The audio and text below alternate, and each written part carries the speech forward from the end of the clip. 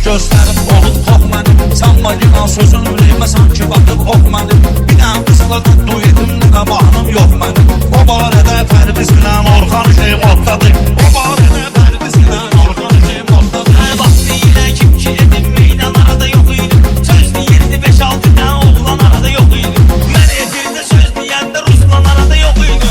Boynumu al mən olduğum elan şey moddadır. Boynumu al mən olduğum meydan şey moddadır. Sən axı kimsən ki hünər göstərəsən Ruslana. Sənə o sual verdi cavab vertərəsən Ruslana. Sən yaşım satmadı qiymət verəsən Ruslana. Təsdiq eləyir ağam Mirzə Mehman şey moddadır. Təsdiq eləyir ağam Mirzə Mehman şey moddadır. Şairim Qəzəl xanım sözünə var idi hörmət. Qız adamın qız qıdaşın qızına var idi hörmət. Getdi o dövran kişinin özünə var idi hörmət. İndi kimin əlində var imkan şey moddadır. İndi kimin əlində var imkan şey moddadır. Yetkidə aləm qarışıb meydana yoxdur baxan. O hansı toydur ki qarar Ruslana yoxdur baxan. Hələ bir dənə çay basıb oğlana yoxdur baxan. Qızlara pulsuz verilir qəryanı şey moddadır. Qızlara pulsuz verilir qəryanı şey moddadır.